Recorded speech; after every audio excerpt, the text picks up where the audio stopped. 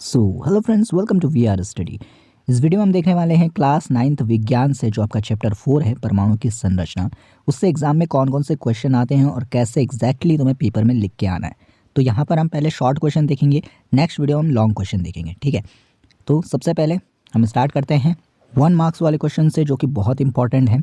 जैसे कि यहाँ पर पहला क्वेश्चन है, इलेक्ट्रॉन की खोज, प्रोटॉन और न्यूट्रॉन, इन तीनों की खोज किसने की है, ये आपको याद होना चाहिए।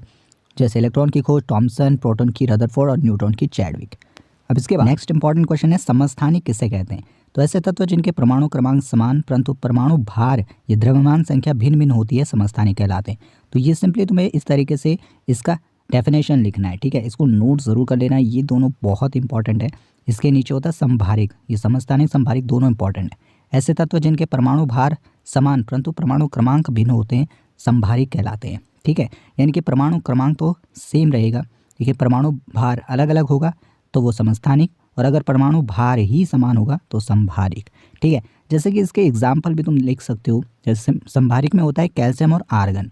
अब जैसे कैल्शियम और आर्गन यहाँ पर लिखा हुआ है, तो कैल्शियम का परमाणु क्रमांक होता है 20 और आर्गन का होता है 18। तो परमाणु क्रमांक तो अलग अलग है परंतु परमाणु भार 40, द्रव्यमान संख्या इनकी समान होती है। इस तरीके से ये दोनों संभारिक के एग्जाम्पल हैं।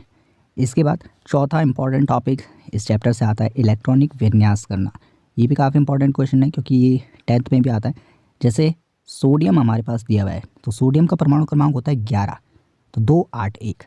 तो किसी भी परमाणु का आपको परमाणु क्रमांक करना होगा तो आपको ये फॉर्मूला लिखना है 2, 8, 18, ठीक है। इसी फॉर्मूले से आपको करना है। जैसे सोडियम का होता है 11 परमाणु क्रमांक, तो हम लिखेंगे 2, 8 और 1 हो गई 11 हो गई, ठीक है। इसी तरीके से अगर 12 होगा तो 2, 8, 2। जैसे क्लोरीन है उसका 17 होता है तो 2, 8, 7। इस तरीके से इलेक्ट्रॉनिक विन्यास हो गया क्लोरीन का। तो बस ये फॉर्मूला तुम्हें याद होना चाहिए 2, 8, 18 वाला। सो ये टॉपिक भी बहुत बार एग्जाम में पूछा जाता है, इंपॉर्टेंट टॉपिक है, वेरी वेरी इंपॉर्टेंट टॉपिक है, और 1 या 2 मार्क्स में ये आ सकता है और बहुत ही ईजी टॉपिक है। इसके बाद जो नेक्स्ट वीडियो होगी उसमें हम लॉन्ग आंसर क्वेश्चंस को देखेंगे, जो कि 3 से 4 मार्क्स में आते हैं। जैसे कि बोर का परमाणु मॉडल समझाइए, थॉमसन का, रदरफोर्ड का, ये कुछ बड़े क्वेश्चन है जो कि 3 से 4 मार्क्स में आते हैं। सो फिलहाल इस वीडियो के लिए तुम्हें ये सारे टॉपिक नोट ज़रूर कर देने हैं और याद करने हैं, क्योंकि ये सारे मोस्ट रिपीटेड टॉपिक्स होते हैं इस चैप्टर से। नेक्स्ट वीडियो के लिए सब्सक्राइब जरूर कर लेना, जिसमें हम देखेंगे लॉन्ग आंसर क्वेश्चन इसी चैप्टर के। सी यू नेक्स्ट वीडियो।